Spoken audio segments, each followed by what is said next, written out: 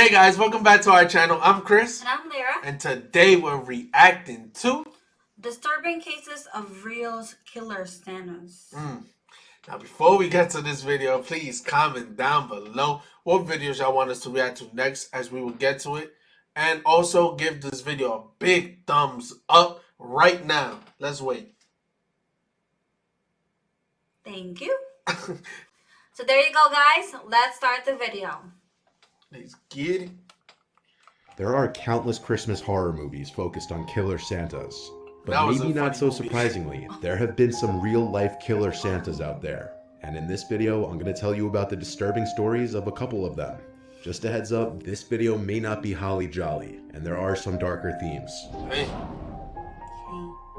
Warning, guys. Joseph and Alice Ortega loved Christmas. It was their favorite time of year to spend with their family. Their two oldest sons, James and Charles, and their daughters Letitia, Alicia, and Sylvia. On Christmas Eve of 2008, the Ortega family invited all 5 of their adult children and their families to their home in Covina, California, the middle to upper middle class, low-crime community about 20 miles east of Los Angeles. The family was in the middle of a Christmas Eve poker game when the doorbell rang, and what unfolded next was unimaginable. Shortly after the doorbell sounded, police received 911 calls from the Ortega's neighbor. The caller cried into the phone that someone was burning down the Ortega's house. That someone was Bruce Jeffrey Pardo, dressed in a Santa Claus suit. The fire department was dispatched to the Ortega house, but the calls kept coming in. Some even reported that they heard shooting coming from the house, and when the police arrived at the scene, it was a total nightmare. Wow. The only surviving Ortega family members police could locate was Letitia, her husband, and their 8-year-old daughter, who managed to escape the house and make it to a neighbor's house. What is in your house? Ma'am, is the guy in your house right now? We're having 2 houses down on the cookie set. Okay. Ma'am, hold on. Is he at your house? Yes, he's got the shooting. What do you think his name is, Bruce? His name is Bruce Pardo. Okay, and who is he to you guys? Who Who is he to you? He's my ex-brother-in-law. They're going through this right now. Okay. With my sister. Hold on 1 second, okay? I don't know who else is alive. I know, ma'am. Just stay on the phone with me, okay? My whole family, there's 30 people, 25 people. I know. It's okay. The officers are there. They're trying to get to you guys, okay? Damn. It's a big family. Oh, yeah, there's 5 siblings. So he got all of them except for those. The mother, yeah, with a kid. So 3 of them is not in the house. Yo, be careful who y'all get with, bro. Keisha's daughter, however, had been shot, so the family had already made their way to the hospital. What happened was Sylvia Ortega Pardo, Bruce Pardo's soon-to-be ex-wife, had finalized their divorce the week prior to the attack. This apparently caused Bruce to snap in the worst way imaginable, and this was his way of getting revenge. Bruce had arrived at the Ortega home in a Santa costume with a gift-wrapped package containing a rolling air compressor converted to deliver gasoline from it, and at least 4 9mm semi-automatic handguns. His 8-year-old niece Katrina, the daughter of Letitia, ran to answer the door in excitement to be greeted with the Santa, only to be shot in the face. Luckily, she survived. Bruce then started firing indiscriminately at fleeing partygoers. After he ran out of bullets, Bruce pulled out his homemade flamethrower to spray 18 gallons of gasoline into the house, causing it to burn down. In the middle of investigating the aftermath of this chaotic scene, police received a tip from a neighbor. She and her husband had seen a car leaving the cul-de-sac at around 11:45 p.m. Police started searching the Ortega's scorched home. They found bodies burned beyond recognition, which were later identified as missing Ortega family members. A total of 9 people were murdered. While police were busy investigating this massacre, they received a call from Bruce's brother, Brad Pardo, who returned home from a Christmas party to find his brother laying dead in a pool of blood. Bruce had taken his own life. On Christmas Day, police interviewed Letitia, who said that despite the Santa Claus costume, beard, and hat, she could identify the shooter to be her sister's ex-husband, Bruce Pardo. Investigators then went back to Brad's house, where Bruce was found dead, and searched his car, which ended up being the same car the Ortega's neighbors had described seeing on their street after the murders. Inside the vehicle, police found a Santa suit and thousands of rounds of ammunition. The car had also been booby-trapped to explode once the Santa suit was removed, and though the vehicle exploded, no one was injured. The autopsy of Bruce revealed third-degree burns on his hands and arms, and part of the Santa suit had melted onto his body. Police also found $17,000 in cash cling-wrapped on his legs inside a girdle. Police believed he didn't initially plan to kill himself. Around the same time, a man reported a suspicious car parked in front of his Pasadena home. Police ran the plates and found the car had been rented by Bruce. Though the car wasn't rigged, it was packed with supplies including a computer, clothes, water, food, and maps of the US and Mexico. Police believe Bruce had been planning on escaping to Mexico after his killing spree, and this was his getaway vehicle. Yo, after they committed such a horrible murder like that, they always want to go to Mexico. Always. Damn. Nah, this is tough. This is really tough. The vehicle was also parked about 500 feet from the house of Scott Nord, Sylvia's divorce attorney. This was definitely not a coincidence, and Bruce was likely planning on also murdering Scott. Because in June of that year, Bruce was ordered to pay $1,800 a month in spousal support. The divorce clearly took over Bruce's life, and he began to plot ways to get back at Sylvia. And instead of just killing her, he decided that he was going to destroy everything and everyone that she loved. The most likely explanation for Bruce's suicide would be his unexpected injuries. He didn't realize there was an open flame somewhere in the house, likely a candle, and when he was spraying gasoline, this led to an explosion that left him horrifically burned. Instead of driving to kill Sylvia's attorney and then escaping to Mexico like he most likely originally planned, Bruce instead went to his brother's, where he killed himself because of how badly he was burned. Katrina Yusupolsky is alive and well today, and fortunately she hasn't let the horrific experience overtake her, and she's currently living her life to the fullest. Unfortunately, Bruce Pardo was not the only story.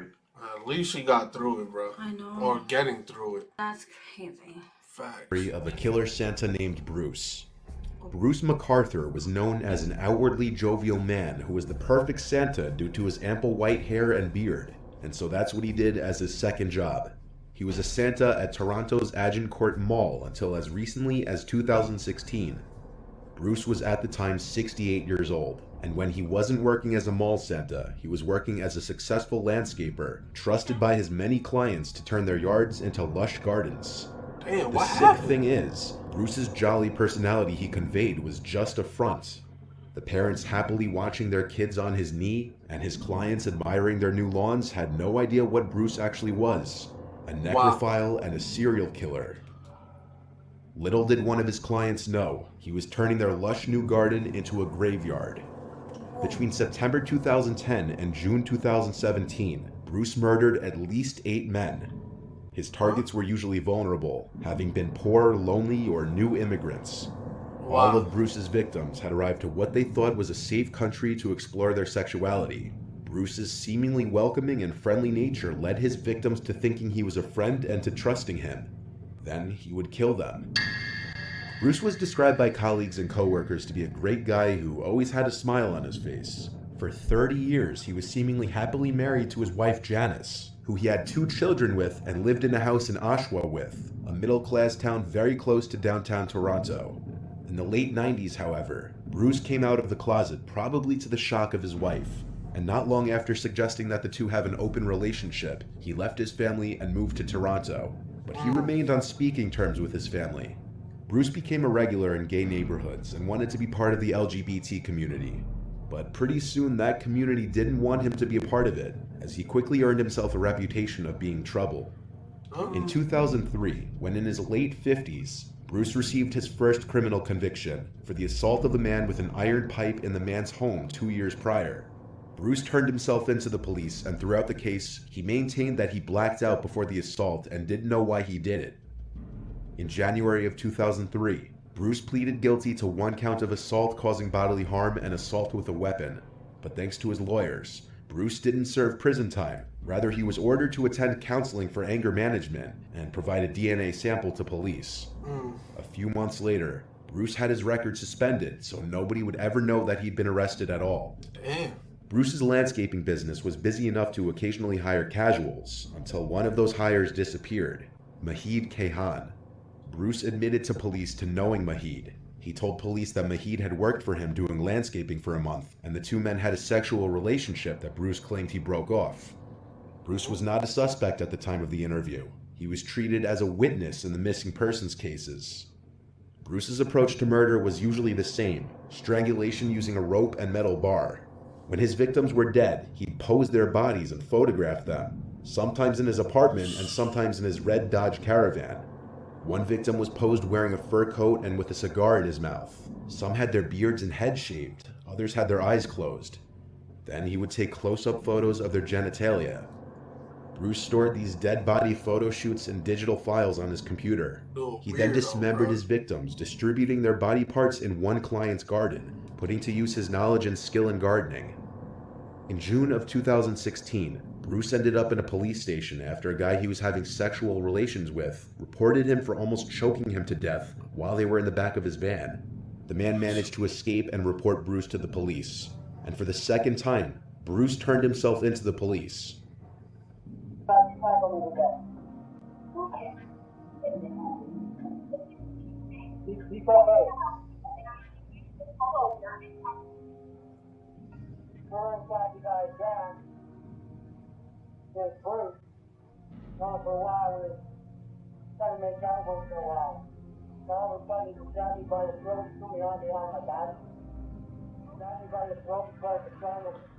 The man who reported Bruce claimed they were hooking up in the back of his van when Bruce started choking him violently.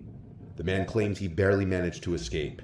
But when Bruce was being questioned by police, he played it off that he was asked by the man to choke him, that he liked it rough.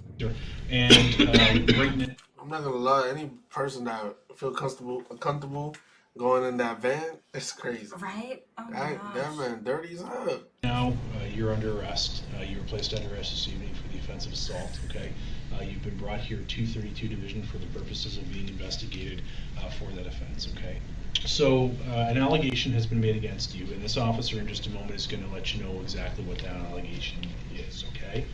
So the allegations are that around 6:30 p.m. this evening, you met up with a gentleman by the name of at the intersection of Bathurst and Finch.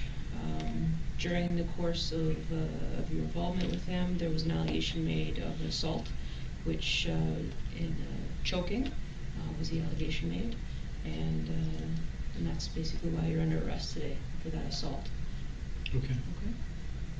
So, sir, if you would like to provide us with your account of what occurred earlier this evening.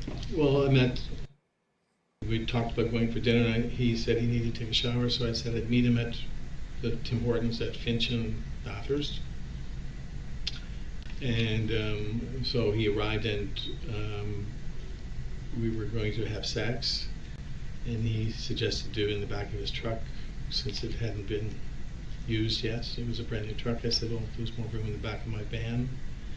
So we went to my van. So then I thought, okay, he likes it rough. So I put my hand to his throat, and just for a few seconds, because before that he's very strong, he just completely turned around and grabbed me by the throat. He said, now I'm going to show you what I'm going to do to you. And he had me by the throat to the point that I couldn't breathe. So I put my hands up in the air like surrender, because I couldn't talk. So you're the victim now. Awesome. And that's when he finally let go. And then he jumped out of the car and said, I don't want to see you again. Has anything like this ever happened before, where things got out of hand? Not like that. No, not that quickly, or not just like that. Okay. Things have never gotten violent? No. Okay.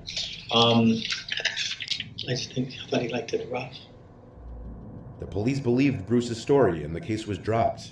Of On course. June 26, 2017, Andrew Kinsman disappeared, and this was the start of Bruce's downfall.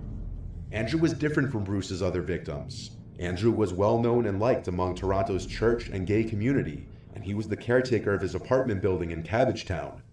His disappearance following Toronto's Gay Pride Parade was quickly noticed, and within days, posters of his face were seen all over town. Andrew had become the latest addition to the disturbing disappearances of gay men that had been plaguing the community for years. Andrew's friends and colleagues knew he was interested in true crime and serial killers. A colleague noted that he had an occasional hookup with a man very into the psychology of serial killers and how they functioned. When police searched Andrew's apartment, They found computer files on the serial killer and necrophile Dennis Nilsen, otherwise known as the Kindly Killer. Dennis Nilsen's methods of murder were eerily similar to those of Bruce. They also found a documentary on U.S. serial killer John Wayne Gacy and 10 pictures of Bruce taken on September 11, 2010, using Andrew's camera. The name Bruce was also scribbled on Andrew's calendar, eerily coincidentally for the day he disappeared.